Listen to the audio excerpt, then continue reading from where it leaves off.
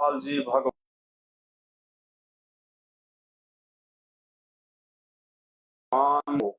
परम रचनहार, कुल मालिक, असंख्य ब्रह्मांडों के स्वामी, जगत गुरु, तीनों लोकों में प्रवेश करके सबका पालन पोषण करने वाले राजाधिराज, आत्माधार, नाथों के नाथ, देवों के देव महादेव, सर्वेश्वर महेश्वर मृत्युंजय, अजरो अमर, आदि अनादि, सनातनी प्रभु, जगत पिता जगदीश्वर, श्री श्री 1008 की उपाधि के वास्तविक अधिकारी, अकाल मूर्त सौद स्वरूपी राम, वासुदेव, सर्वगतम ब्रह्म, परम पूज्य, प्रथम पूज्य, परम पुरुष, परम धनी, परम दयालु, परम संत,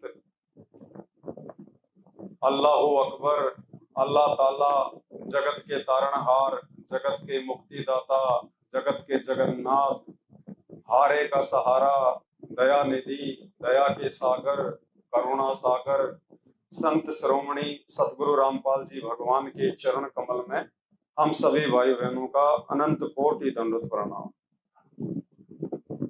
परमपिता परमेश्वर सतगुरु रामपाल जी भगवान के आशीर्वाद से आज उत्तर प्रदेश के बुलंदशहर के औरंगाबाद में परमात्मा ने साथ संगति की दया बख्शी है।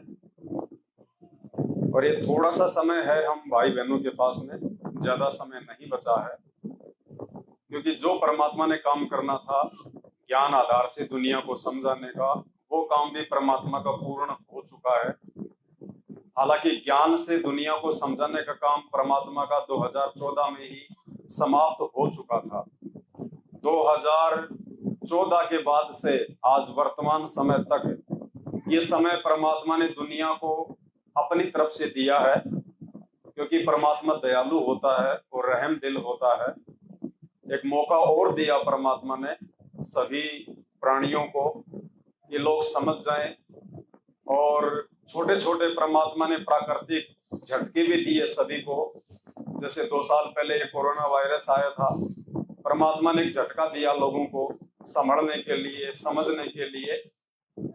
और परमेश्वर ने ज्ञान आधार से सब लोगों की आंखें खोलनी चाहिए कि भाई जिन देवी देवताओं की तुम पूजा करते आए हो परंपरागत रूप से, और जिस संपत्ति के पीछे तुम लोग अपने आप को सयाने समझ रहे हो, अपने आप को सुरक्षित मान रहे हो, 2020 में जब ये कोरोना आया था तो उस समय ना ही तो वो देवी देवता कोई काम आए, एक छोटे से अदृश्य वायरस से वो किसी का कोई भला नहीं कर पाए, किसी की कोई मदद नहीं कर पाए।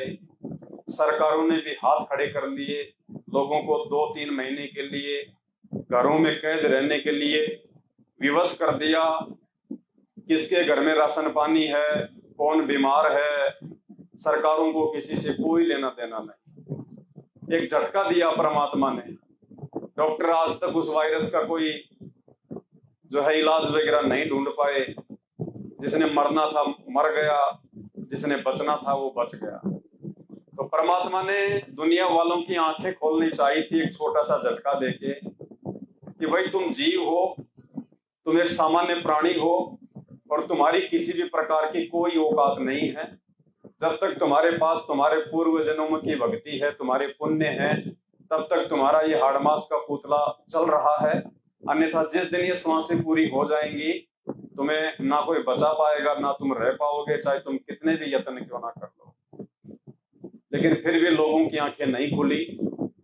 जब तक वो डर था वायरस का, वो भय था प्रशासन का, तब तक लोग अपने घरों में कैद रहे। और जैसे ही धीरे धीरे वो भय समाप्त हुआ, दुनिया फिर से उन्हीं कुकर्मों में लिप्त हो गई। जिसने शराब पीनी थी शराब पीने लग गया, जो मांस खाने का आदी था वो मांसाहारी हो गया। सारे उल्टे कर्म, ना कोई रिश्वत लेने से डर रहा है, ना कोई लड़ाई झगड़ों से डर रहा है, ना कोई चोरी जारी करने से डर रहा है। और इस परमेश्वर के ज्ञान आधार से अंत का समय बहुत ही निकट है। अंत का समय मतलब इस कलयुग की समाप्ति का समय। 2 तरीके से इस कलयुग की समाप्ति है। एक तो परमात्मा ने चारों युगों का जो समय बताया है, उस समय के आधार से 4,00,000 32,000 वर्ष का ये कलयुग है। तो अभी तो 5,500 वर्ष ही बीते हैं, अभी तो शुरुआत है इस कलयुग की। तो वो तो परिस्थितियां जब बिगड़ेंगी तब बिगड़ेंगी, लेकिन वर्तमान में जो इस कलयुग की समाप्ति है वो परमात्मा के ज्ञान से होगी। और 1,000 वर्ष के लिए इस कलयुग में परमात्मा मिनी सतयुग जैसा माहौल लेके आएंगे। इस परमेश्वर के ज्ञान से हर प्राणी सभी विकारों से दूर होगा, अपने आप को अपनी औकात में रख के इंसान जो है वो चलेगा। हर प्रकार के कर्म बहुत ही सूझबूझ और सोच समझ के करेगा, क्योंकि ज्ञान से उसको भय हो जाएगा और भय से इंसान कुकर्मों से दूर हटता है तो इंसान फिर से इंसान बनेगा। आज हम इंसान के शरीर में जरूर हैं, लेकिन हमारे जो कर्म है वो इंसान वाले नहीं है। अगर देखा जाए तो जानवर अपनी मर्यादा में रहता है, जानवर अपनी हद में रहता है। परमात्मा ने जानवर को खाने के लिए क्या दिया है वो वही चीजें खाता है, उसी प्रकार से रहता है वो। लेकिन इंसान अपनी सारी हदें पार कर चुका है, इंसानियत को तार तार कर चुका है, जिसका परिणाम अभी भोगने के लिए भी तैयार है। तो परमेश्वर ने युग परिवर्तन का समय अपनी ज्ञान गंगा पुस्तक के माध्यम से आप और हम सबको जो है बताया हुआ है। सन 1905 से लेके 2028 तक का युग परिवर्तन का समय है और हम लोग बहुत ही नजदीक हैं युग परिवर्तन के। ये 2023 चल रही है, आधी जा चुकी है, बहुत ही थोड़ा समय बचा है हम लोगों के पास में। 2028 के बाद तो इस धरती पे सतयुग की शुरुआत हो जाएगी, सतयुग की। और 2028 से पहले पहले जो भी विनाश होना है, जो भी घमासान मचना है वो मचेगा। और उस विनाशकालीन समय में हम कैसे अपने आप को संभाल के रख पाएंगे, उसके लिए परमात्मा ने हमें अपनी शरण में लिया है। परमात्मा ने हमें ये ज्ञान दिया है, उन्होंने दिन रात एक कर दिया हमें समझाने के लिए, तैयार करने के लिए। क्योंकि आगामी जो समय है 2 से 3 वर्षों का, ये समय लोगों का विश्वास तोड़ने का समय है। विश्वासी लोगों का विश्वास काल के द्वारा तोड़ा जाएगा और ये हमारी सबसे खतरनाक परीक्षा होगी, सबसे खतरनाक परीक्षा होगी आने वाले 2 से 3 वर्ष। क्योंकि अब हर 2 महीने में, हर महीने में, हर 6 महीने में परिस्थितियां बिगड़ती ही चली जाएंगी। 2 साल पहले कोरोना वायरस आया था और अब पिछले 2-3 महीने से आप देख रहे हो कि देश दुनिया का क्या हाल हो रहा है। एक तरफ तो दुनिया विश्व युद्ध के लिए तैयार खड़ी है, अभी फ्रांस के अंदर कितना भयंकर गृह युद्ध चल रहा है। 54 मुस्लिम देश एक हो चुके हैं आपस में। और गरीबदास जी महाराज जी की जो भविष्यवाणी हम पढ़ते हैं असुर निकंदन प्रमेडी में, इसमें गुरु जी हमें बताते हैं, आवेगा दखन से दीवाना काबुल का, काल किलियम है गलताना। मालिक ने बताया कि मुस्लिम देश आपस में लड़ झगड़ के समाप्त हो जाएंगे, क्योंकि ये 2 धर्म ऐसे हैं, ये किसी की ना सुनेंगे ना किसी की मानेंगे। हिंदू धर्म में फिर भी लचीलापन है, लेकिन 2 धर्म, ईसाई धर्म और ये मुस्लिम धर्म, ये 2 धर्म ऐसे हैं, ये मर जाएंगे। ये उस चींटे की तरह है जो बीच में से टूट जाएगा, लेकिन ये अपनी उस छोटी मानसिकता से पीछे नहीं हटेगा। तो इनका जो रास्ता है, इनका रास्ता एक ही है और वो है इनका अंत। और बहुत सारे भविष्य वक्ताओं की भी भविष्यवाणियां हैं और गरीबदास जी के रूप में जो उस कबीर परमात्मा सतगुरु रामपाल जी भगवान ने भविष्यवाणी की है 350 साल पहले, जो हम रमेणी में पढ़ते हैं, वो तो अटल है, मिट नहीं सकती। परमात्मा के पास केवल एक ही रास्ता होता है, लोगों को सीधे रास्ते लाने का, लोगों को विनाश से बचाने का, और वो रास्ता है ज्ञान। और ज्ञान के माध्यम से दुनिया समझ नहीं रही है। सन 1994 से परमात्मा ने दिन रात एक कर दिए लोगों को समझाने के लिए, बड़ी मुश्किल से पूरी दुनिया की जनसंख्या का आधा प्रतिशत हिस्सा भी संत रामपाल जी की शरण में नहीं है। अगर हम हिंदुस्तान की बात करें तो हिंदुस्तान की जनसंख्या का आधा प्रतिशत भी संत रामपाल जी के भगत नहीं है, आधा प्रतिशत भी, क्योंकि 150 करोड़ के आसपास जनसंख्या हिंदुस्तान की है। और संत रामपाल जी के भगत वर्तमान में ज्यादा से ज्यादा जो कागजी भगत है वो बता रहा हूं, उनके असली भगत नहीं बता रहा। कागजी नाम लेते समय जो फॉर्म भरते हैं वो बता रहा हूं, उनमें से आधे टूट भी जाते हैं, भाग भी जाते हैं। मुश्किल से 30 से 40 लाख मुश्किल से केवल कागजी भगत है वो। यानी उनमें से आपको 90% कोई मर्यादा में नहीं मिलेगा। यानी वर्तमान में संत रामपाल जी के यदि 40 लाख भगत हैं तो उनमें से 90% लोग मर्यादा में नहीं है, वो देखा देखी वाले हैं। कोई समस्याओं में घिरा हुआ था, किसी को प्रेत बाधा थी, कोई देखा देखी में जुड़ गया, कोई मान बढ़ाई के लिए जुड़ गया। बहुत सारे हजारों की संख्या में तो लोग इसीलिए जुड़े हैं कि हमारी शादी हो जाएगी। संत रामपाल जी की संगत में लड़कियां आसानी से मिल जाती हैं, फ्री में मिल जाती हैं। इस चक्कर में बहुत सारे लोग अपने रिश्तेदारों को नाम दिलवा देते हैं कि तू एक बार नाम ले ले, एक बार तेरी रमेणी हो जाए। रमेणी होने के बाद में वो लड़की को छोड़ेगा, रखेगा, क्या करेगा क्या नहीं करेगा। हम सब जानते हैं आए दिन कितने ड्रामे होते हैं। तो संत रामपाल जी की संगत में 90% भगत आज भी मर्यादा में नहीं है। और इस भक्ति मार्ग की सबसे बड़ी मर्यादा जो बताई परमात्मा ने, एक ही है, अपने गुरु को परमात्मा मानना। सबसे पहले जब तक हम अपने गुरु जी को भगवान नहीं मानेंगे, और गुरु को भगवान मानना इतना आसान काम नहीं है। गुरु को भगवान मानने के लिए पता नहीं लाखों युग लग जाते हैं, लाखों जन्म लेने पड़ जाते हैं, तब कहीं जाके ये जीव आत्मा इतना समझ पाती है कि हाँ मेरा गुरु परमात्मा है, भगवान है। और जितने लोग साध संगत से जुड़े हुए हैं, हम लोग सतलोक आश्रम हरियाणा के साथ में जुड़ी हुई संगत के हिसाब से मुट्ठी भर भी नहीं है। ये मुट्ठी भर लोग ही हैं जो आज संत रामपाल जी को परमात्मा मान पाए हैं, उनको भगवान मान पाए हैं। संत रामपाल जी के अलावा ये साध संगत से जुड़े हुए भाई बहन किसी और में परमात्मा नहीं देखते। ये कागज की कबीर जी वाली दाढ़ी मूंछ वाली काल्पनिक फोटो में परमात्मा नहीं देखते,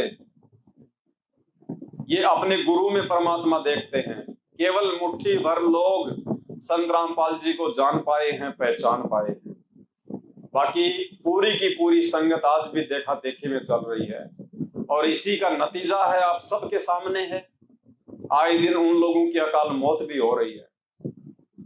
दान धर्म के नाम पे उन लोगों को जब चाहे मूर्ख बना दिया जाता है, जब चाहे उनको ऑडियो वीडियो के माध्यम से उनको मूर्ख बना दिया जाता है, उनकी मर्यादाएं तोड़वा दी जाती है। जब चुनाव का समय आता है तब उनकी मर्यादाएं तोड़वा दी जाती हैं। गुरुजी बैठे हिसार जेल में, हम लोग बैठे अपने घरों पे, और बीच में चंद दलाल लोग जिनमें सबसे बड़ी भूमिका संत रामपाल जी के परिवार की है, उनके भाई बंधु बेटा बेटे रिश्तेदारों की है। वो चंद एजेंट लोग 90% संगत का जब चाहे जैसा मनमाने रूप से दुरुपयोग कर रहे हैं। कारण ये की है कि संगत ने ज्ञान को नहीं समझा, संत रामपाल जी के सत्संगों के मर्म को नहीं समझा, संत रामपाल जी के मिशन को नहीं समझा। इसलिए आज वो लोग दान धर्म के नाम पे लुट रहे हैं, पिट रहे हैं, अकाल मौतें भी हो रही हैं, उनको हारी बीमारियां भी हो रही हैं, उनके घर में अकाज भी हो रहे हैं, फिर भी उन्होंने भेड़ की पूंछ पकड़ रखी है देखा देखी में। इस बात का निर्णय केवल हम कर सकते हैं साध संगत वाले, क्योंकि इस परमात्मा ने हम चंद भाई बहनों की बुद्धि खोल रखी है। वरना परमात्मा कहते हैं माया का रस पी कर फूट गए पट चार। चारों आंखें फूटी पड़ी है इंसान की। दो आंखें तो ये सांसारिक आंखें, और दो आंखें बताई परमात्मा ने मन की आंखें। तो चारों आंखें उन लोगों की फूटी पड़ी हैं। उन्हें जो मर्जी आदेश दे दिया जाए, वो बिना सतगुरुदेव जी के सत्संगों से तोले, बिना विचार किए उन आदेशों की पालना में लग जाते हैं। इसको कहते हैं भेड़ चाल, अंधविश्वास, देखा देखी, लोक वेद। तो बहुत थोड़ा समय बचा है अब आप और हम भगत भाई बहनों के पास में भगत बनने के लिए। संत रामपाल जी के हिसार जेल से बाहर आने के बाद में आप भगत नहीं बन सकते। अगर आपको भगत बनना है, सतलोक जाने के लिए पूर्ण रूप से तैयार होना है, तो आपने संत रामपाल जी के जेल में रहते सहते बनना पड़ेगा। उनके आने के बाद तो लूला लंगड़ा, अंधा काना, गूंगा बहरा, ज्ञानी अज्ञानी सब उनके पीछे लग जाएंगे। वो डर, वो भय हमारे को अपने सतगुरु से दूर रहते सहते अपने अंदर पैदा करना है। अरे एक तो गुरु जी हमारे सामने खड़े हों और फिर हमारे को कोई रिश्तेदार कहे कि छोरे का जन्मदिन है, आप आ जाओ, चलो मेरे साथ में। हमारे तो 12-13 साल बाद में घर में बच्चा पैदा हुआ है, आप चलो। अब एक तो गुरुजी खड़े हो सामने, तो उस भगत की हिम्मत नहीं पड़ेगी। भले उस भगत को ज्ञान समझ में नहीं आया, लेकिन सामने परमात्मा खड़ा है, इसलिए उस भगत की हिम्मत नहीं पड़ेगी। और एक सामने परमात्मा ना हो और उसके बाद वो रिश्तेदार कहे कि जी लड़के का जो है जन्मदिन है परसों, आपने आना ही पड़ेगा, आप तो हमारे खास मेहमान हो, आप नहीं आओगे तो कौन आएगा। तो वहां पे वो भगत वो गलती कर देगा जिसको ज्ञान नहीं है, क्योंकि उसको भय नहीं है, उसको कोई रोकने वाला नहीं है, उसको कोई टोकने वाला नहीं है, वो मर्यादा तोड़ देगा। तो हमने वो भगत बनना है। हमने हर पल हर वक्त कोई भी क्रिया करने से पहले 100 बार सोचना पड़ेगा, विचार करना पड़ेगा और ये देखना पड़ेगा कि भले वो परमात्मा शारीरिक रूप से मेरे साथ में नहीं है, मेरे सामने नहीं है, लेकिन वो अंतर्यामी परमात्मा वो शब्द रूप में सदा मेरे साथ में है। वो सीसीटीवी कैमरे की तरह 24 घंटे मेरे ऊपर उसकी नजर है। वो हर पल मुझे देख रहा है, मैं क्या सोच रहा हूं, मैं क्या कर रहा हूं, मैं क्या करने जा रहा हूं, वो परमात्मा पल पल की खबर रखता है। ये सोच के जब तक हम भक्ति मार्ग पे नहीं चलेंगे, इतना डर के हम भगत नहीं बन सकते, कभी नहीं बन सकते हम। और ये हिम्मत आएगी ज्ञान से और आपके पिछले संस्कारों से, पिछले भक्ति संस्कारों से और वर्तमान में ज्ञान। तो अब समय ज्यादा नहीं बचा है। जो जो मर्यादा गुरुदेव भगवान की हैं, कम से कम वो मर्यादा तो हम निभाएं जो मर्यादा परमात्मा ने हमारे को फार्मों पे लिख के दी है। कम से कम वो मर्यादा तो हम निभाएं, बाकी तो चलो ठीक है नहीं निभा पाते, लेकिन जो कंपलसरी हैं उन मर्यादाओं में अब चूक नहीं चलेगी।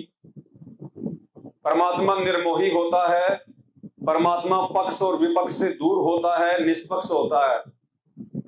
कोई ये ना सोचे कि हम तो साथ संगति से जुड़ गए, हम तो हर साथ संगति में जा रहे हैं, हम तो गुरु जी को घर पे जो है भोग भी लगाते हैं।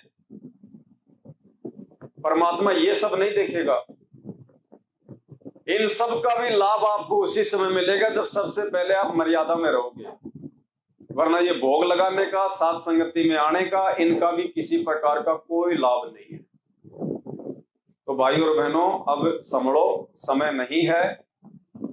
परमात्मा अच्छे से समझा के और चुपचाप जेल में जाके बैठ गया, चुपचाप। चाहे कोई भाड़ में जाओ, चाहे कोई जियो, चाहे मरो, चाहे मर्यादा में रहो, चाहे ना रहो। वो हिसार की छोटी जेल में बैठ के यही देख रहा है कि जो मेरा हंस होगा, जो मेरा अंश होगा, वो तो मेरी बात को पकड़ जाएगा। चाहे मैं उसके साथ में शारीरिक रूप से रहूं या ना रहूं, वो मेरी मर्यादा नहीं तोड़ेगा। चाहे उसको देश निकाला क्यों ना दे दिया जाए, कितना भयंकर उसके ऊपर काल की तरफ से दबाव क्यों ना दे दिया जाए, घर वाले चाहे उसको घर से धक्के मार के क्यों ना निकाल दें, समाज चाहे उसको बेइज्जत क्यों ना करे, जिसको मेरा ज्ञान समझ में आ गया और जिसने मुझे बाप मान लिया, परमात्मा कहते हैं ना, जिसने नासी का नाप लिया उसने जान अजपा। फिर मालिक कहते हैं वो हाथ अपना रख दे सिर पे जिसने मान गुरु को बाप लिया। तो गुरु को बाप मानने का अर्थ है हम उस बाप की प्रत्येक आज्ञा में चलें, हम उस बाप की मर्यादाओं को ना तोड़ें। खाली नाम लेने से कोई संत रामपाल जी का भगत नहीं बन जाता। गले में लॉकेट पहन लिया, हाथ में रक्षा सूत्र डाल लिया, मुंह पे सतसाहिब, ये पहचान नहीं है भगत की। एक भगत की पहचान है कि वो अपने गुरुजी के अनुसार कितना चल पा रहा है, वो गुरु वाले गुण उसके अंदर आए कि नहीं आए। परमात्मा कहते कीट न जाने भृंग को गुरु कर ले आप समान, और गुरु को कीजिए दंडवत कोटि कोटि प्रणाम। गुरु जी ने खुद, इस परमेश्वर ने, इस परमात्मा ने, भगत बनने की जरूरत नहीं पड़ती है, ये तो भगवान है, दुनिया उसका भगत बनती है। लेकिन फिर भी उस दयालु परमात्मा ने हम भक्तों को समझाने के लिए कि एक भगत के क्या जो है वो गुण होते हैं, एक भगत में क्या लक्षण होते हैं, एक भगत को कैसे मर्यादा में रहना चाहिए, एक भगत को कैसे समाज में रहना चाहिए, एक भगत को कैसे अपने गुरु जी की इज्जत के लिए सुकर्म करने चाहिए, ये सारी बातें समझाने के लिए परमात्मा खुद एक भगत बन के दिखाता है। और ऊपर से परमात्मा अनमोल ये ज्ञान देता है। अब इससे ज्यादा दया और क्या करेगा वो परमात्मा। तो अब तक परमात्मा ने बहुत संभाला, परमात्मा ने हमारी सैकड़ों गलतियों को भी नजरअंदाज किया कि नादान है। ये तत्व ज्ञान इतनी आसानी से समझ में नहीं आता है, समय लगता है। नाम लेने के बाद में मर्यादा भी टूटती है। परमात्मा ने नाम शुद्धिकरण का भी हमारे को ऑप्शन दिया, अन्यथा इस भक्ति मार्ग में नाम शुद्धिकरण का कोई ऑप्शन नहीं है। लेकिन फिर भी दयालु परमात्मा ने हम पे मेहर बख्शी कि काल इनको मर्यादा में रहने नहीं देगा, और अगर एक बार इनका नाम टूट गया तो फिर ये खुद भी टूट जाएंगे।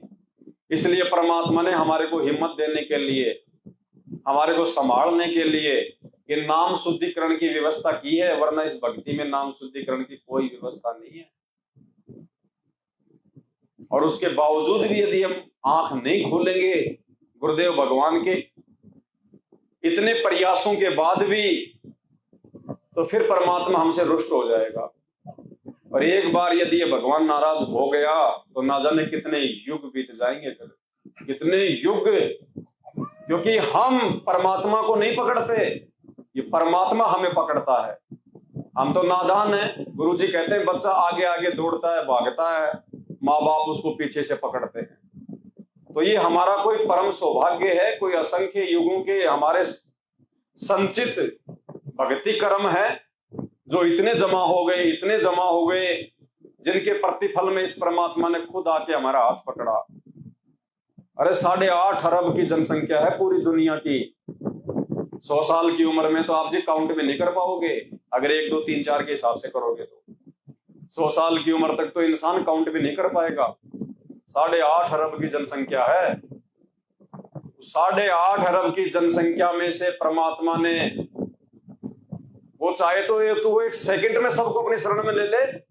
उससे बड़ा दयालु कौन है, उससे बड़ा सर्वशक्तिमान कौन है। वो सबके अंदर ऐसी भावना भर दे, सब उनका ज्ञान जो है वो सुनने लग जाए टीवी पे। वो परमात्मा है, वो चाहे तो सबके मोबाइल पे रोज उसके सत्संग जाने लग जाए।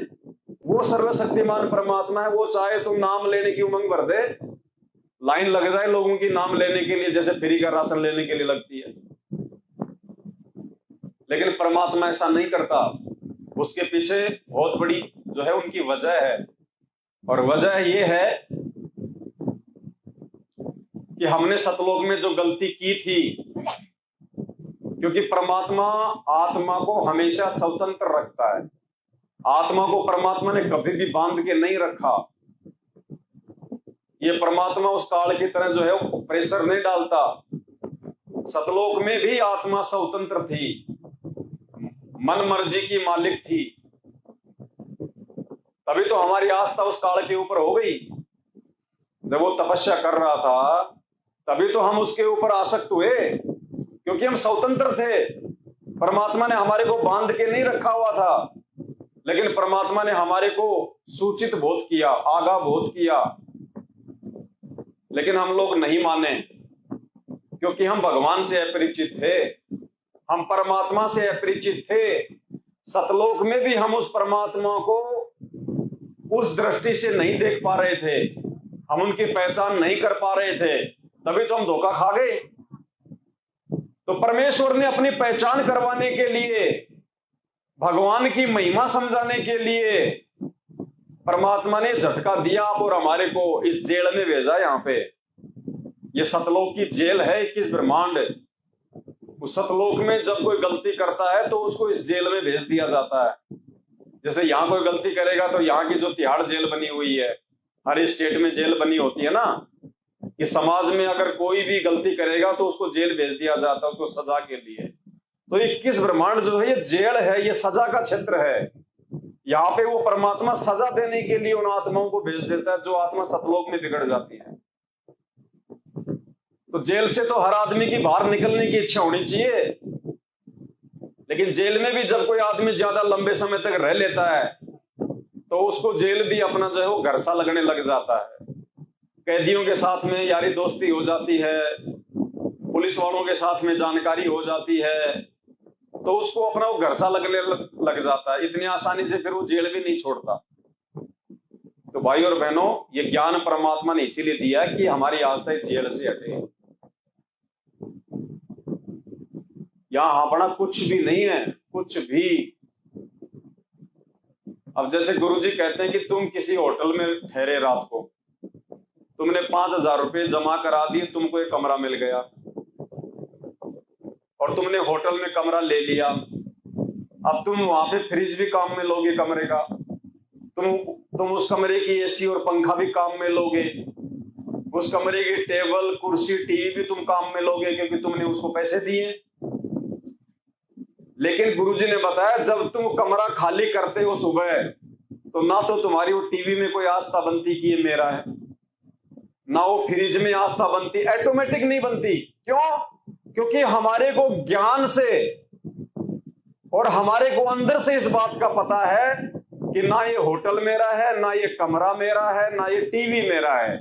मैंने खाली इसको एक रात्रि का ये किराया दिया था और मैंने ये चीजें अपने यूज में ली है। और जाते समय वो मुड़ के भी नहीं देखता उनकी तरफ, मन में कोई आस्था होती ही नहीं। तो ये परमात्मा में ये समझाना चाहते हैं इन चीजों के माध्यम से कि यहां जो तुम मेहनत करके और जो तुम एक मकान सा बना लेते हो, तुम कोई गाड़ी वाड़ी ले आते हो, कोई सोना चांदी बनवा लेते हो, तो परमात्मा में ये समझाना चाह रहे हैं कि नादान, ये 21 ब्रह्मांड एक होटल है, होटल। और तू जब जब मेरी भक्ति करता है, तेरे पास में जो पुण्य की जो कमाई इकट्ठी होती है, उस आधार से ये ब्रह्मा विष्णु महेश तुझे यहाँ पे कार कोठी बेटा बेटी ये सुविधा देते हैं। ये तेरे नहीं है, वैसे ही छोड़ के जाने पड़ेंगे, चाहे कोई इनको कितना ही अपना मान ले, वैसे ही छोड़ के जाने ही पड़ेंगे। अगर ज्ञान से छोड़ देंगे तो हमारी इनमें आस्था नहीं बनेगी, और आस्था नहीं बनेगी तो फिर हमारे को वापस यहाँ पे जन्म नहीं लेना पड़ेगा। इसलिए परमात्मा ज्ञान से हमारी आस्था छुड़वाते हैं, वरना छोड़ना तो सबने पड़ेगा, हम भी छोड़ेंगे। और जिनको ज्ञान नहीं है, जो संत रामपाल जी के शरण में नहीं है, छोड़ना उनको भी पड़ेगा। लेकिन छोड़ने में अंतर है। वो लोग जो है वो मजबूरी में छोड़ेंगे, वो रोते रोते छोड़ेंगे। और इसी कारण से परमात्मा कहते हैं जहां आशा तहां बासा होई और मन कर्म वचन सुमरियो। तो परमात्मा हमें वापस यहाँ पे हमारा जन्म ना हो, हम 84 लाख में वापस ना आए इस गंदे लोक में, इस जेल में। इसलिए परमात्मा ये इतना ज्ञान देते हैं हमारे को, तरह तरह के उदाहरण देके हमारी आस्था छुड़वाने का प्रयास करते हैं। और फिर दिखाता है परमात्मा हमारे को कि वो सतलोक में इससे भी ज्यादा सुख सुविधा है तुझे। यहां तो कुछ भी नहीं है, कुछ भी। तो अब वो समय आ चुका है, अब हम वो नादानियां ना दोहराएं जो नादानियां हम शुरुआत में नाम दीक्षा लेके दोहराते। हमारा बाप हमारे लिए कितना संघर्ष कर रहा है। आज आप लोग बड़ी मुश्किल से एक दिन साथ संगति में आते हो और 100 प्रकार की टेंशन बनी रहती है। अगर कोई कह दे भगत जी 3 दिन के साथ संगति है, तो उसमें से आपको 3 भगत भी नहीं मिलेंगे तीसरे दिन, जबकि यहां तो परमात्मा की चर्चा होगी, यहां तो फायदा। फिर भी हम 3 दिन नहीं रुक सकते और हमारे लिए भगवान 9 साल से जेल में बैठा है, जबकि वो तो कितना कीमती है, उसका तो एक एक सेकंड कितना कीमती होगा। जो सारे ब्रह्मांडों का स्वामी है, हर ब्रह्मांड का जो संचालन कर रहा है, सारी जिम्मेदारियां उसके ऊपर हैं। हम तो फालतू की जिम्मेदारी लेके घूम रहे हैं। हम तो फालतू की जिम्मेदारी लेते हैं कि ये परिवार की जिम्मेदारी, ये बेटा बेटी की जिम्मेदारी, और कल को मर गए वो बेटा बेटी भी यही रहेंगे, वो खाएंगे भी, पिएंगे भी, वो पढ़ेंगे भी, सारे काम करेंगे। और क्या पता वो जिंदा रहता तो इतने अच्छे से बच्चों को नहीं पाल पाता, और उसके मरने के बाद में वो बेटे बेटी उनके बड़े बड़े अधिकारी बन जाते हैं। तो हम लोग तो फालतू की जिम्मेदारियां ले रहे हैं, फालतू के ठेकेदार बन रहे हैं कि मैं नहीं रहूंगा तो ये घर नहीं चल पाएगा, मैं नहीं रहूंगा तो मेरे बच्चे नहीं पढ़ पाएंगे। सब चलता है, सब पढ़ते हैं, कोई किसी के पीछे नहीं है, ना कोई किसी के भरोसे आया था, ना कोई किसी के भरोसे जाएगा, और ना कोई किसी के भरोसे यहां पे रहता है। इसलिए हमने इन सांसारिक क्रियाओं में थोड़ा सा कम हिस्सा लेना है। और देखो परमात्मा ने बहुत समझा दिया है भाई, कम से कम रिश्तेदारियों में तो ब्याह शादी में इन फंड में आना जाना छोड़ दो बिल्कुल। वो नाराज हो तो 1000 बार हो जाओ, चाहे भाण हो, चाहे जीजा हो, चाहे फूफा हो, चाहे साड़ा हो, इन चीजों को तो गांठ बांध लो। अब देखो नाराज तो आपने करना पड़ेगा, चाहे तो जगत को कर दो और चाहे उस भगवान को कर दो। आपने एक को चुनना पड़ेगा, इन दोनों में से। 2 नावों की सवारी से भक्ति नहीं होगी। परमात्मा कहते हैं जगत का और भगत का 36 का आंकड़ा है। अगर भक्ति करनी है तो, परमात्मा प्राप्ति करनी है तो आपने उन जगत वालों को, हाँ वैसे रिश्तेदार हैं, आओ जाओ सुख दुख में प्यार प्रेम से, परमात्मा ने मना नहीं किया, लेकिन उनकी जिन क्रियाओं से, उनकी जिन परंपराओं से, उनके जिन रीति और रिवाजों से, उनके जिन प्रोग्राम से हमारी मर्यादा टूटती हो, हमारे गुरुदेव भगवान को पीड़ा होती हो, तो कहते हैं जिन बातों से गुरु दुख पावे उन बातों को दूर भगावे। तुरंत मुंह पे जवाब, सीधा बोलो, चाहे नाराज हो चाहे ना हो। हमने अपने भगवान को नाराज नहीं करना। वो रिश्तेदार अगर नाराज हो भी गया आपके मना कर देने से, तो एक तरफ तो आपकी जो है भक्ति बचेगी, और परमात्मा आपसे कितना प्रसन्न होगा आप उसकी काउंटिंग नहीं कर सकते। वो देखता रहता है तीसरी आंख से भगत की हर क्रिया को, और वो ही समय होता है वो परमात्मा को खुश करने का, जिससे परमात्मा हम पे रीझे। और वो रिश्तेदार मान लो अगर नाराज हो भी गया, तो रिश्तेदारों की नाराजगी ज्यादा से ज्यादा 6 महीने या साल की, उसके बाद फिर किसी न किसी बहाने वो दांत निकालते हुए वापस आ जाएंगे, अजी कोई बात नहीं, ये तो चलता रहता है। और ये परमात्मा अगर नाराज हो गया रिश्तेदारों को खुश करने के चक्कर में, तो एक तरफ तो हम जो है भक्ति से गए, मर्यादाओं से गए, और सबसे बड़ी बात भगवान के हाथ से छूट जाएंगे। और उसके बाद फिर इस भगवान की मर्जी, फिर ये 1 लाख युग बाद संभाले या फिर 1 करोड़ युग बाद संभाले, फिर लंबा चक्कर पड़ जाएगा। तो अब हमने ये नादानियां नहीं करनी है। हमने ना तो अपने भगत भाइयों को देख के चलना है कि वो सारे उल्टे काम कर रहा है फिर भी वो भक्ति भी कर रहा है, वो उसके कर्म है, समय आने पर जो बो रहा है वो खुद काटेगा। और जगत को देख के तो हमने चलना ही नहीं है बिल्कुल भी। जगत क्या कर रहा है वो तो अज्ञानी है, वो हमारे इस मार्ग से अपरिचित है। उसको हम पागल लगेंगे, हमारे को वो पागल लगेगा। तो पागलों को देख के नहीं चला जाता, समझदार आदमी कभी पागल को देख के नहीं चलता। भाई जब जगत वाले हमारे अनुसार नहीं चल रहे, आप अपने रिश्तेदारों को समझाते हो, यार दोस्तों को समझाते हो, आप उनको संत रामपाल जी के सत्संग सुनने के लिए, उनसे नाम दीक्षा लेने के लिए बोलते हो, वो कितनी बात मानते हैं आपकी, और हम उनकी बात को तुरंत मान लेते हैं। तो हमसे अच्छे तो वो हैं जो काल को जो है वो प्रसन्न कर रहे हैं, हमसे अच्छे तो वो हैं। तो परमात्मा जब हमारी ऐसी इन क्रियाओं को देखता है, वो अंतर्यामी भगवान, तो बड़ा दुखी होता है। और जिसने नाम लेके भी अपने गुरु जी को दुखी कर दिया, उससे बड़ा तो नीच इंसान कोई धरती पे नहीं होता। तो भाइयों, वैसे समय बहुत थोड़ा है, कम है।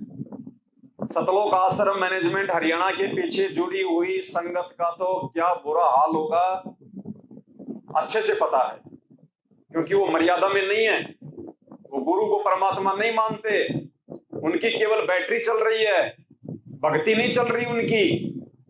क्योंकि परमात्मा ने स्पष्ट कर रखा है कि जो व्यक्ति अपने गुरु को भगवान नहीं मानता, उसकी तो भक्ति शुरू भी नहीं होती है, भले उसने कोई सा भी नाम ले लिया, तो उनकी तो खाली बैटरी चल रही है।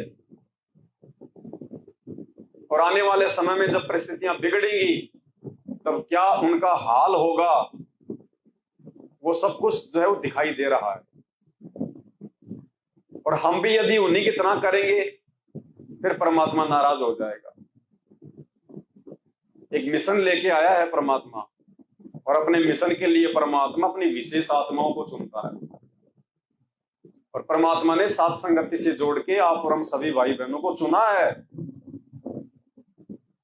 और परमात्मा के द्वारा सेलेक्ट करने के बाद भी यदि हम अपनी कमजोरी से, अपनी नादानी से, अपनी अज्ञानता से ये मर्यादाएं ना निभा के, गुरु जी की शिक्षाओं पे ना चल के यदि हम नीचे गिरेंगे, फिर परमात्मा असंख्य युग तक नहीं संभालेगा। तो भाई, आने वाले विनाशकारी समय में यदि अपना बचाव करना है, अपने परिवार का बचाव करना है, तो भाई फुल टू फुल मर्यादा में आ जाओ, फुल टू फुल।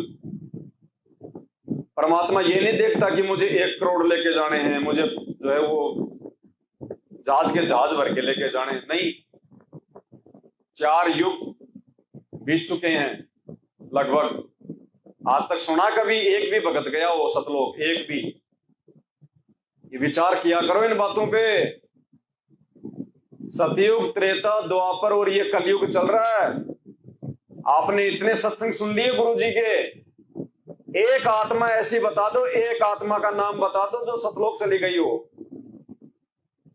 आप एक का भी नाम नहीं बता पाओगे, एक का भी बता दो अगर कोई है तो, अगर किसी के ध्यान में एक भी अगर सतलोक गया हो तो। कोई नहीं गया अभी तक, क्योंकि सतलोक का समय वर्तमान समय है।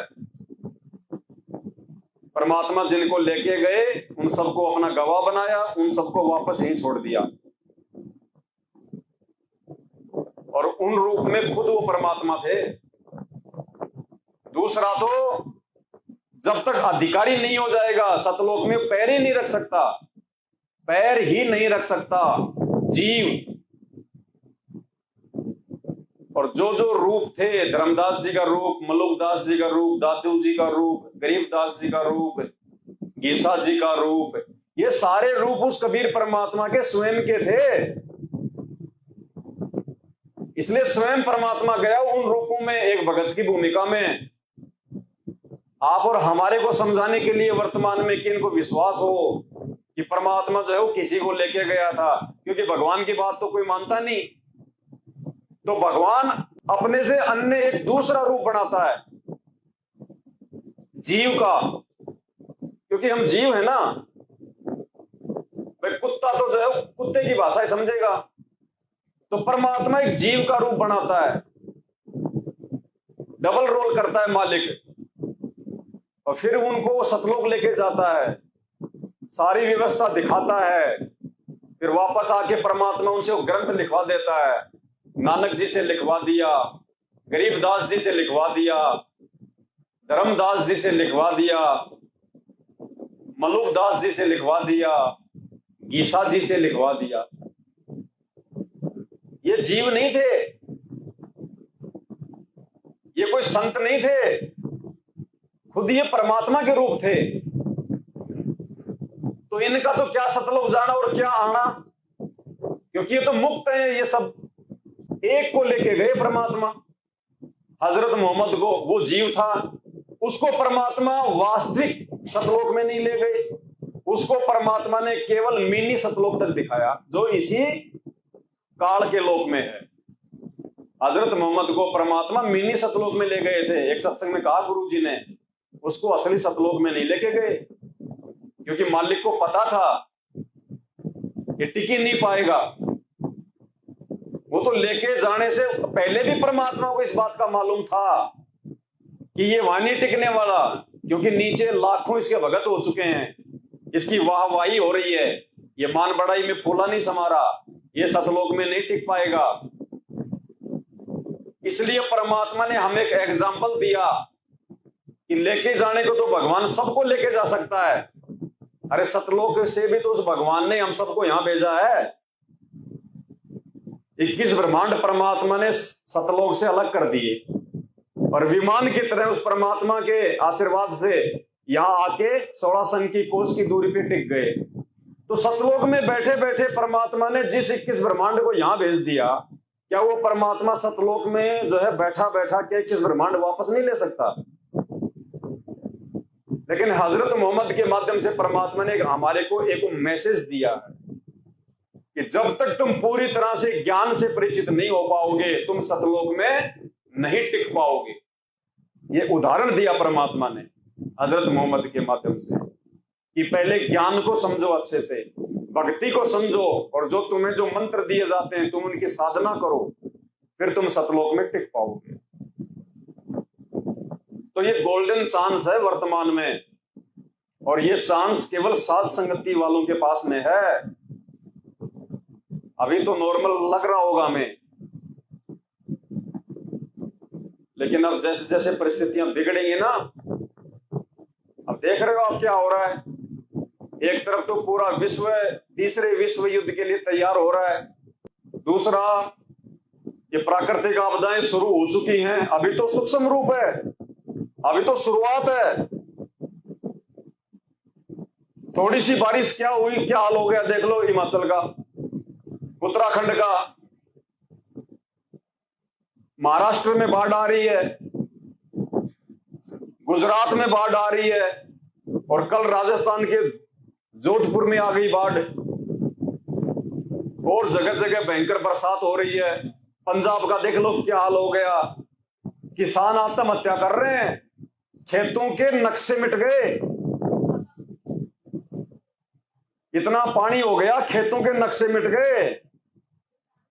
जोगिंदर का खेत कौन सा है, बलविंदर का खेत कौन सा है, जो बड़े बड़े अपने आप को जमींदार समझ रहे थे, फसलें नष्ट। और ये तो कुछ नहीं, अभी शुरुआत है। परमात्मा और मौका दे रहा है कि संभल जाओ।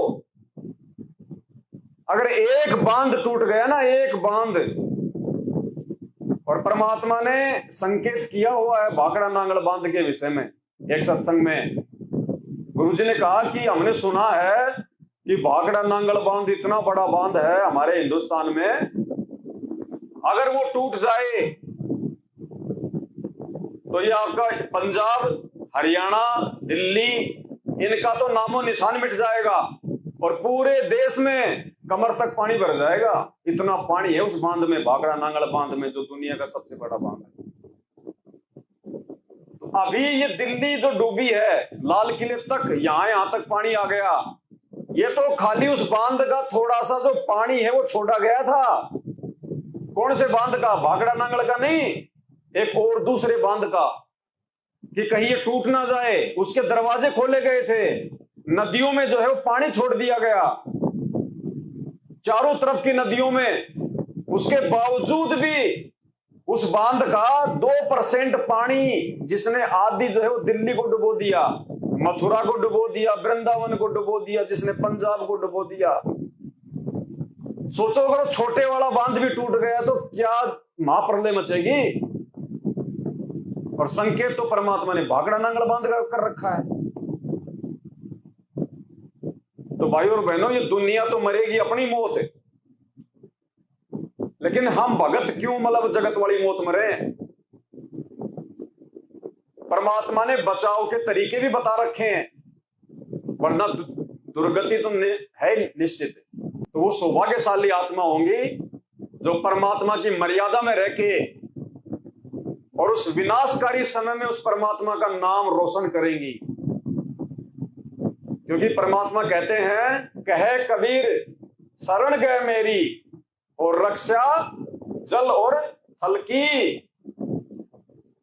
वो कबीर परमात्मा सतगुरु रामपाल जी भगवान कह रहा है, यदि आप मेरी मर्यादा में हो, मेरे भगत हो, तो कहते हैं जल में भी मैं तेरी रक्षा करूंगा और थल पे भी तेरी रक्षा करूंगा। चाहे भूकंप आ जाए तो भी तेरा कुछ नहीं बिगड़ेगा, और चाहे महाप्रलय आ जाए, चाहे बाढ़ आ जाए तो भी तेरा। और फिर कहते हैं, झैर अग्नि तन निकट नहीं आवे और दूरी जात रंगाई। परमात्मा जहर से भी रक्षा करेगा, अग्नि से भी रक्षा करेगा और महामारियों से भी रक्षा करेगा। रोग शोक छल छिद्र न व्यापे, सन्मुख ना फहराई। लेकिन वो करेगा किसकी? भगत की। और भगत की केवल यही पहचान नहीं है कि आपने संत रामपाल जी का नाम ले लिया, गले में लॉकेट डाल लिया, हाथ में लाल धागा बांध लिया, कोई मिले तो उसको सत्साई बोल दिया, हाथ में ज्ञान गंगा पुस्तक लेके बांट दी। केवल यही निशानियां भगत की नहीं है। ये भगत बनाने की प्रोसीजर 7 संगतियों के माध्यम से चल रही है, केवल 7 संगतियों के माध्यम से। वो लोग तो इतने नीचे गिर चुके हैं, इतने मूर्ख बन चुके हैं जिसकी कोई हद नहीं है। हम गुरु जी को जगत गुरु कहते हैं। क्या कहते हैं? यानी पूरे संसार का गुरु। और एक तरफ तो ये लोग गुरु जी के ज्ञान का ठेका ले रहे हैं। वो परमात्मा तो खुद कहता है सत्संगों में कि बच्चों, इस ज्ञान को जितना ज्यादा फैलाओगे उतना ज्यादा तुम जो है पुण्य के भागी बनोगे। जन जन तक ये ज्ञान पहुंचाओ। और वर्तमान में हिसार जेल से जो ऑडियो आ रही है आधा आधा घंटे की, वो ऑडियो ये लोग ना तो साध संगत वालों को भेज रहे, ना ये जगत वालों को भेज रहे। और क्या कह रहे हैं कि गुरु जी के आदेश अनुसार इन सत्संगों को जगत में नहीं भेजना। अरे गुरु जी का सत्संग और जगत में नहीं भेजना, फिर तुम ज्ञान गंगा क्यों बांट रहे हो? टीवी चैनलों पे सत्संग क्यों चला रखे तुमने? ये काल ऐसे आंखें फोड़ता है। ये परीक्षा चल रही है परमात्मा की तरफ से। अगर किसी ने वो ऑडियो सुननी है तो मैनेजमेंट के अनुसार पहले उनके नामदान केंद्रों पे जाओ, अपना नाम शुद्ध कराओ, वहां पे हाजिरी लगाओ, फॉर्म भरो, उनकी सारी जो शर्तें हैं उनको मानो कि हमारी चापलूसी करोगे, हम कहेंगे वहां सेवा में आना पड़ेगा, आश्रमों में तुमने मजदूरी करनी पड़ेगी, तब तो तुम सत्संग सुन सकते हो संत रामपाल जी के। नहीं तो आप संत रामपाल जी के सत्संग ऐसे आंखें फूटी पड़ी हैं। ये क्या ज्ञान फैलाएंगे ये परमात्मा का? कहां से इन्होंने गुरु को भगवान माना? वो केवल उन्हीं के पास भेज रहे हैं जो जिनका उनके पास में वो जो है वो बायोडाटा है। बाकी अगर वो भगत किसी और को भेज रहा है तो बात अलग है। मैनेजमेंट वाले नहीं भेजते, वो तो उन्हीं को भेजते हैं उनके पास में जिन जिन के फार्म जमा है। अब मान लो मेरे को भेज दिया तो मैं चाहे 50 को भेज दूं, फिर कोई दिक्कत नहीं। और उन्होंने उनको मना कर रखा है पहले ही कि तुम्हारा नाम खंड हो जाएगा अगर तुमने किसी को भेज दिया तो बेचारे डर के मारे वो नहीं भेजते। एक आधा जो कोई 2 नाव की सवारी में है, इधर भी है उधर भी है, वो जरूर भेजता रहता है इधर उधर। तो कहने का मतलब है काल ने हमारे ही भाइयों को, सतलोक आश्रम मैनेजमेंट हरियाणा वालों को, संत रामपाल जी के परिवार वालों को किस कदर अंधा बना दिया। भाई और बहनों, ये ज्ञान वाली आंखें परमात्मा ने केवल आप और हमारी खोल रखी हैं। शुक्र मनाना उस परमात्मा का। बाकी अंधे हैं, अंधे, कुछ नहीं। और देख लेना आने वाले समय में उनकी क्या दुर्गतियां होंगी। साध संगति से हटते सिर पे काल राजा बैठ जाता है। काल, जो भाई बहन साध संगतियों से हटके गए हैं, वो साध संगति में थे उस समय उनके क्या विचार थे, क्या उनके भाव थे, और आज मैनेजमेंट की तरफ जाते ही आप उनसे बात करके देख लेना। आज उनके विचारों में, उनकी सोच में रात दिन का अंतर आ चुका है। इतने नीचे गिर चुके हैं आज वो। तो अब आगे गलतियां करने से बचो, लड़ जाओ, भिड़ जाओ ज्ञान आधार से। भाड़ में जाए रिश्तेदार। अगर आपका पति नहीं मानता है तो भाड़ में जाए पति, चाहे वो निकले, चाहे उस घर से, चाहे वो तुम निकलो। अब मीरा बनने का समय आ गया, भगतों को मंसूर बनने का समय आ गया। अब ये लल्लो पत्तों वाली भक्ति नहीं चलेगी, दो नाव की सवारी, मारे जाओगे। और साथ संगति में आके अगर किसी ने बकवाद कर दी, उसको तो परमात्मा ये समझ लो 100 कोस दूर कर देगा अपने से। 100 कोस। इतना समझाने के बाद, इतना मौका देने के बाद गलती। और ये अकाल पड़ेगा आने वाले समय में, भयंकर अकाल पड़ेगा ये 2-3 वर्षों के अंदर अंदर। अगर अकाल नहीं पड़ा तो तीसरा विश्व युद्ध होगा, और तीसरे विश्व युद्ध में फिर ज्यादा संघार होगा। और संघार परमात्मा होने नहीं देगा इतना, क्योंकि भगवान आया किस लिए है? अपनी आत्माओं को समझा के सतलोक ले जाने के लिए। और जब आत्मा ही नहीं बचेंगी तो फिर परमात्मा के आने का फिर यहां पे फिर मतलब क्या हुआ? तो तीसरे विश्व युद्ध को रोकने के लिए यहां पे अकाल पड़ेगा। क्योंकि जब खाने को दाने नहीं होंगे तो कोई पटाखे नहीं फोड़ेगा, कोई मिसाइल नहीं चलाएगा, कोई परमाणु बम नहीं चलाएगा। जब खाने को दाने नहीं होंगे तो कोई लेके बंदूक वहां पे बॉर्डर पे खड़ा नहीं होगा। आदमी हर चीज को सहन कर लेगा, 2 टाइम की भूख सहन नहीं हो सकती। तो जब भूखमरी फैलेगी तो कौन बॉर्डर पे डटेगा? सबसे पहले अपनी जान बचाएंगे, भागेंगे इधर उधर। ये सेना वाना सब तितर बितर हो जाएंगी। तो ये तरीका परमात्मा ने अपनाना पड़ेगा, क्योंकि ज्ञान से तो दुनिया मानी नहीं। भगवान ने इतना ज्ञान दिया 28 साल से, और देख लिया कि दुनिया बिल्कुल अंधी है, ये नहीं मानेगी, ज्ञानवान से नहीं मानता इंसान। तो भगवान जाके जेल में बैठ गया कि अब ये परिस्थितियां बिगड़ने दो। और जेल में बैठने के पीछे परमात्मा के 2 कारण। एक तो अपने भक्तों की छटनी, कि इससे ये पता चल जाएगा कि मेरा कौन है और काल का कौन है, मेरे को किसने समझा और किसने नहीं समझा, किसके मन में ये ज्ञान सुन के भय पैदा हुआ है अपनी आत्मा के उद्धार के लिए, और कौन इस भक्ति और भगवान को आज भी जो मजाक में ले रहा है। और दूसरी तरफ इस पूरे विश्व की बुद्धि परमात्मा ने ठिकाने लगानी है। तो दुनिया वालों की बुद्धि ठिकाने आती है ठोकर खाने से, प्यार से नहीं आती, ज्ञान से नहीं आती। तो इस तीसरे विश्व युद्ध में होने वाले भयंकर जनसंहार को रोकने के लिए, और ये भूखमरी आएगी अब, और ये भूखमरी आएगी जल प्रलय से, और किसी चीज से नहीं आएगी, क्योंकि फसल बर्बाद हो जाएगी। फसल बर्बाद हो गई तो फिर क्या करोगे? फिर कुछ नहीं है, ना पशुओं के लिए ना इंसान के लिए। वो 3-3 मंजिल के मकान बना के बैठे थे, वो पानी के सूखने का इंतजार कर रहे हैं कि हम नीचे उतरे हैं। वो फर्स्ट फ्लोर तक पानी भर गए, नहरें टूट गई। ये तो शुरुआत है, जबकि छोटी सी, कोई विशेष बारिश नहीं है। और परमात्मा कहते हैं जो देवताओं का राजा है इंद्र, उसके पास में 98 करोड़ मेघमाला है, 98 करोड़ मेघमाला। और एक मेघमाला की परमात्मा ने क्या शक्ति बताई? अगर वो एक मेघमाला छोड़ दे इंद्र तो पूरी पृथ्वी डूब जाएगी। ऐसी 98 करोड़ मेघमाला है उसके पास में। तो समय बहुत खतरनाक है, परिस्थितियां भयंकर तरीके से बिगड़ेंगी, और उस समय ना आपको ये ऑडियो वीडियो सुनने को मिलेंगे, ना आपको गुरुजी के सत्संग सुनने को मिलेंगे। आप घरों में कैद होके रह जाओगे। ये व्हाट्सएप वगैरह, ये बिजली वगैरह सब गुल हो जाएगी। अब जिन जिन क्षेत्रों में बाढ़ आ रखी है क्या वहां बिजली चल रहा है क्या? उनका व्हाट्सएप है, फोन ही रिचार्ज नहीं होंगे। तो समझो इन चीजों को।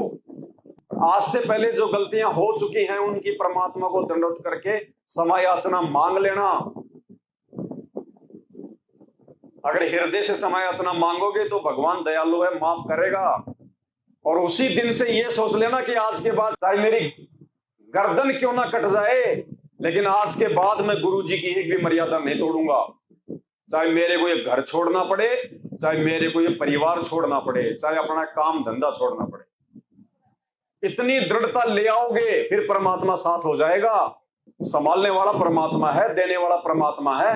तो इन बातों पे अब विचार करो, समय ज्यादा नहीं बचा है।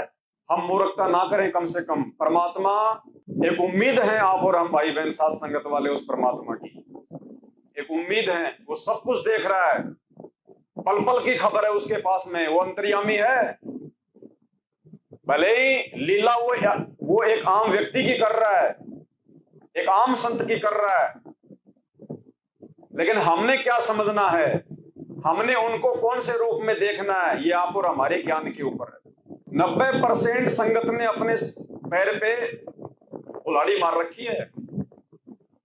इस समय हमें आश्रमों की जरूरत नहीं है, इस समय हमें मर्यादा की जरूरत है, भक्ति की जरूरत है।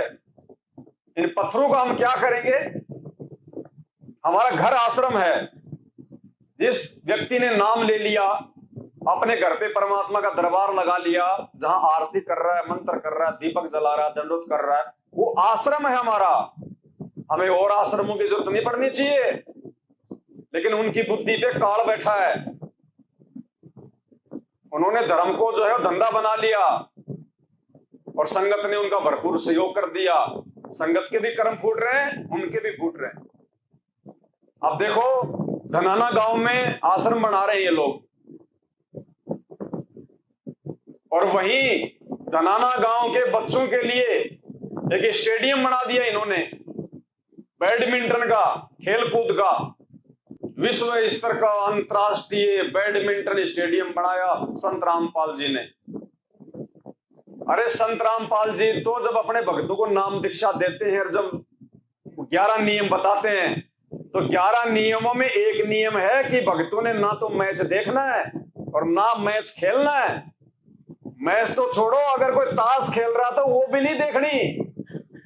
और वो संत रामपाल जी दुनिया के खेलकूद के लिए, उनके श्वासें बर्बाद करवाने के लिए स्टेडियम बनवाएगा? वो दुनिया को भक्ति का खेल खिलाने आता है या फिर ये गिल्ली डंडे खिलाने आता है? तो ये मनमाना आचरण हो रहा है टोटल, सारा का सारा खुद मरने का और संगत को मरवाने का काम हो रहा है, मर्यादा तोड़वा के। उस आश्रम में रोजाना मजदूरी करने के लिए हजारों लोग जाते होंगे। कोई माई का लाल ये पूछने की हिम्मत नहीं करता कि यार ये क्या कर रहे हो तुम, ये गुरु जी के ज्ञान में कहां है? क्योंकि सबकी बुद्धि क्योंकि सतलोक आश्रम मैनेजमेंट हरियाणा धरती पे खुद काल भगवान का रूप है, और जिसने उसकी संगति की वो व्यक्ति काल प्रेरित है। उसको गोबर में और गुड़ में कोई अंतर नजर नहीं आएगा। काल ऐसे बुद्धि फेरता है। तो भाई और बहनों, अब विचार करना पड़ेगा आप और हमने। वो भविष्यवाणियां ठीक होने का समय आ रहा अब, जो जय गुरुदेव ने की थी कि 15-15 कोस पे दीप, ऐसी भयंकर महामारियां आएंगी, डॉक्टर हॉस्पिटल छोड़ के भाग जाएंगे। ऐसी भयंकर परिस्थितियां बनेंगी, मां 6 महीने के बच्चे को छोड़ के भाग जाएगी कि मेरी जान बचे। गंदी नाली में अगर रोटी का टुकड़ा पड़ा है तो ये सोचेंगे खा लो, जान बचेगी। वो परिस्थितियां आएंगी। जिनको ज्ञान होता है वो समय से पहले इन बातों पर विचार करके अपने आप को संभाल लेते हैं, वरना जानवर को और जगत वालों को तो ठोकर लगेगी, वो नहीं समझेंगे। परमात्मा कहते हैं अकलमंद एक गणा और बिना अकल के लाख। परमात्मा को भीड़ की जरूरत नहीं है। सतलोक में परमात्मा का कोई काम पेंडिंग नहीं पड़ा कि हम जाएंगे तो उनकी मशीनें चलेंगी। फैक्ट्रियां नहीं चलती वहां पे कि हम जाएंगे तो वहां पे उनका काम चलेगा, वो प्रोडक्शन शुरू होगा। ये परमात्मा है। और गुरुदेव कहते हैं कि जब जब मैं इस धरती पे आता हूं, उस समय यदि एक आत्मा भी इस ज्ञान को समझ के और मेरे साथ सतलोक जाने को तैयार हो जाती है तो मेरा मिशन सफल हो जाता है। भाई 3 युगों में तो ये मिशन सफल हुआ नहीं, और ये चौथा युग चल रहा है। और इस चौथे युग में हम कितनी आत्माएं हैं जो अपने गुरु भगवान को प्रसन्न करने वाली हैं। एक सत्संग में परमात्मा ने बताया कि जब से तुम सतलोक से बिछुड़ के आए हो, अब कितना समय हो गया होगा गिनती नहीं कर सकते, असंख्य युग, गिनती नहीं है। अरबों खरबों में करेंगे तो भी गिनती नहीं है, इतने युग बीत चुके हैं इस दृष्टि को। परमात्मा कहते हैं जिस दिन से तुम सतलोक छोड़ के आए थे इस काल के साथ, उस दिन से सतलोक से त्रिकुटी पे रोज एक विमान आता है और हर बार वो खाली जाता है, हर बार। तो भाई और बहनों, वो सौभाग्यशाली बनो उस विमान में बैठने के लायक। और उस विमान में बैठने के लिए सबसे पहली कंडीशन है अपने गुरु को भगवान मानना और उनकी प्रत्येक मर्यादाओं में चलना। उसके बाद भी कितने संकट आएंगे, कितनी काल परेशानियां पैदा करेगा, गिनती नहीं है। और हम तो पहले से मर्यादा तोड़ के बैठे तो क्या होगा हमारा। ऐसे कलयुग हमारे ना जाने कितने निकल चुके हैं। ये ना सोचें कि ये हमारा ये पहला है कलयुग, ऐसे ऐसे कलयुग बहुत निकल चुके हैं। तो परमेश्वर एक शब्द के माध्यम से हमें क्या समझाते हैं, हमें कितना तैयार होना पड़ेगा, हमने विचार करना पड़ेगा। त्रिकुटी में झांक सुरता तोहे पति बुलावे है, इस मोह ममता के जाल में तन काल फसावे है। त्रिकुटी में झांक सुरता तोहे पति बुलावे है, इस मोह ममता के जाल में तन काल फसावे है। परमात्मा हमारा ध्यान आकर्षित करना चाहते हैं कि तुम मर्यादा में रह के त्रिकुटी तक तो पहुंचने का प्रयास करो। एक बार तुम मेरी पकड़ में तो आओ। एक बार पानी में कोई आदमी डूब रहा हो और दूसरा आदमी किनारे पे खड़ा होकर उसकी तरफ अपना हाथ करता है, उधर से वो भी हाथ करता है और वो ये इशारा करता है कि तू एक बार मेरे हाथ, फिर मैं तुझे खींच लूंगा। तो गुरुदेव हमें कह रहे हैं कि आप एक बार इतने तो तैयार हो जाओ, मर्यादा निभा के अपने गुरु को भगवान मान के, कि आप त्रिकुटी तक भी आ जाओ। वहां से तो फिर मैं खींच ले जाऊंगा आगे, क्योंकि त्रिकुटी पे जाना ही महाभारत है। जो मर्यादा में नहीं है वो त्रिकुटी के दर्शन भी नहीं करता। तो क्या कहा परमात्मा ने, अपने पति को भूल बावली बैठी यारा में सिंगर के, काम क्रोध लोभ मोह मस्करे रहिए जारा ते डर के। अपने पति को भूल बावली, आत्मा को कह रहे परमात्मा कि तू अपने उस परमपिता परमेश्वर को भूल चुकी है और बैठी यारा में सिंगर के इन छोटी साधनाओं में लगी हुई है। इन देवी देवताओं को, भूत भैरव बेताल को तो अपना बाप मान रही है, तो अपना पति मान रही है। अपने पति को भूल बावड़ी बैठी यारा में सिंगर के, काम क्रोध लोभ मोह मस्करे रहिए जारा तय। अब इसमें सारी चीजें आ गई। ये 5 ही चीजें जो हमारे को बांध के रखती हैं, बाकी कुछ नहीं है। और ये 5 चीजें बिना ज्ञान के, बिना गुरु के आशीर्वाद के नहीं छोड़ सकती। काम, काम वासना, क्रोध, गुस्सा, लोभ, मन में कोई लालच वगैरह आ जाता है, मोह ममता, वो चाहे बेटा बेटी में हो, चाहे कार कोठी में हो, चाहे संपत्ति में हो। और ये मस्खरे, फालतू की बकवास, ये जन्मदिन मनाना, ये छठी की रात मनाना, छोटे मोटे ये ब्याह शादी में ये जो है आडंबर करना, ये मस्खरे हैं। ये संत भाषा में यानी परमात्मा हमें समझा रहे हैं कि अगर भगत बनना है तो